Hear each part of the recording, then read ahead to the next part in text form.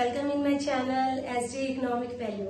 बेटा आज हम 12th का सेकंड चैप्टर उठा रहे हैं जिसका नाम है basic concept of macro economics. इसमें बेटा हम बात करेंगे डोमेस्टिक टेरिटरी के बारे में। पहले हम बात करेंगे what do mean by the domestic territory.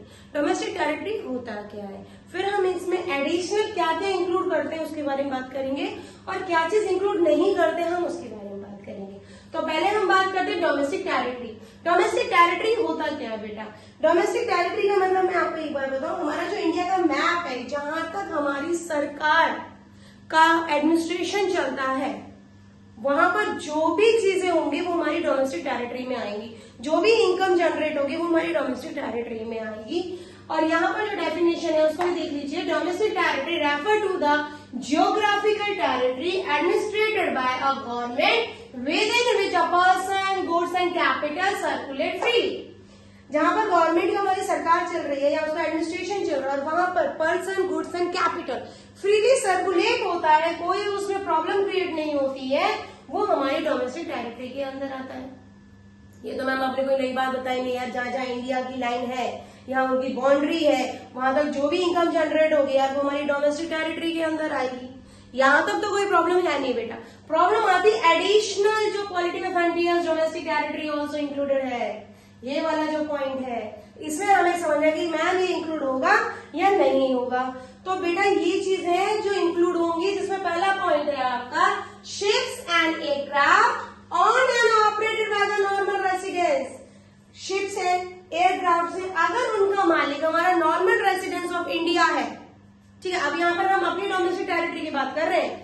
अगर शिप्स का और एयरक्राफ्ट का जो ऑनर है जो उसे ऑपरेट कर रहा है, अगर वो हमारे इंडिया का नॉर्मल रेसिडेंस है, तो चाहे वो किसी भी दो कंट्री के बीच में ऑपरेट कर रहा हो अपना बिजनेस, वो हमारी डोमेस्टिक टेरिटरी के अंदर आएगा। For example planes operated by the Air India between Russia and Japan are part of our domestic territory. अगर हमारी एयर इंडिया के प्लेन्स हैं और वो किसी दो कंट्री के बीच में अगर अपने आप को ऑपरेट कर रहे हैं या वहां इनकम जनरेट कर रहे हैं तो वो हमारी डोमेस्टिक टेरिटरी के अंदर आएगा। हमारा सेकंड पॉइंट है fishing vessels, oils and natural gas rings and floating platform. ये नाम याद कर लीजिए, एज इट इज आता है, इसमें ये नहीं कि मैम कुछ और आया तो गॉट इट। तो यही नाम होंगे आपके अगर ये operate by the residents of the country in the international waters where they have exclude right of the operation. तो बेटा for example fishing boat operate by Indian fisherman, कहाँ का नॉर्मल रेसिडेंस है? इंडिया का। Indian fisherman in international water of the Indian ocean, Indian ocean में अगर वो काम कर रहा है तो वो हमारी डोमेस्टिक टेरिटरी के अंदर आएगा बेटा, ठीक है। कौन कौन से? Fisher vessel, oils, natural gas rings और फ्लोटिंग प्लेटफॉर्म। अगर ये तीनों हमारी इंडियन ओशियन के बीच में काम कर रहा है, इंडियन ओशन में, इंटरनेशनल इंडियन ओशन में काम कर रहा है, तो वो हमारी डोमेस्टिक टेरिटरी में आएगा। थर्ड हमारा एम्बेसी है, कंसोलेटर्स है, मिलिट्री है। ये हमारी किसी दूसरे देश में जाकर अगर रह रही है, वहां कुछ काम करिए, एस्टैब्लिश हुई है, तो वो भी हमारी डोमेस्टिक टेरिटरी में इंक्लूड होगी, ठीक है। जैसे मान लो इंडियन एम्बेसी अगर यूएसए में है तो वो यूएसए की डोमेस्टिक टेरिटरी का पार्ट नहीं है, वो हमारी इंडियन डोमेस्टिक टेरिटरी का पार्ट होगा। तो ये तीन नाम भी याद रखें, ये कहीं पर भी किसी भी देश में स्टैब्लिश हो रहे हैं, लेकिन जिस देश से कंसर्न किए जाते हैं या इनका लिंक जिस देश से है उसी की डोमेस्टिक टेरिटरी में इंक्लूड होगा, ठीक है। एक बार फिर रिवीजन करा रही, ध्यान से सुनिएगा।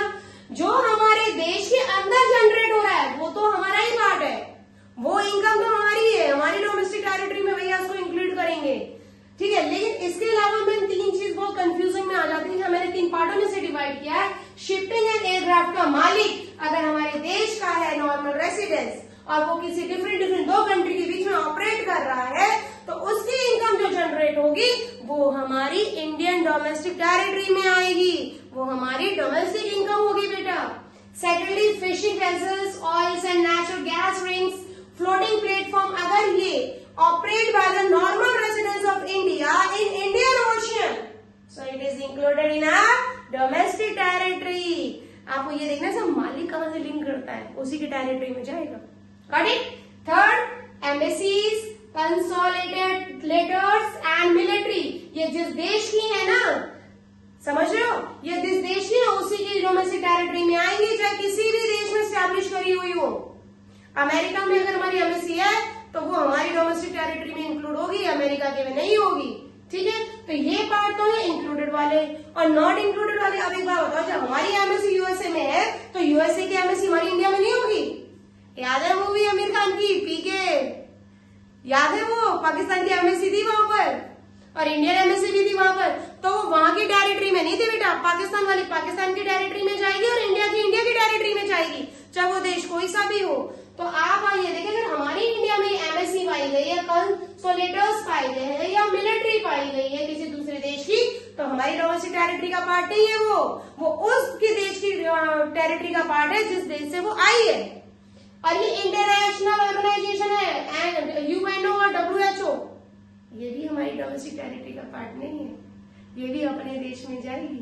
और वैसे भी इंटरनेशनल ऑर्गेनाइजेशन है ये। तो आपको सिर्फ ये देखना है कौन से एडिशन हमें इंक्लूड करने हैं और कौन से नहीं करने। ये छोटा सा पार्ट है बेटा और इसी में खेल खत्म है हमारा। नंबर 3 नंबर 2 नंबर 4 नंबर कितने पूछना मैडम? हम तैयार है आंसर देने के लिए। I hope you understand. If you are having any doubt please comment me कि मैम जरा ये टॉपिक समझ में नहीं आया, whatever your problem please share me, okay? And one thing, like, share and subscribe. Thank you.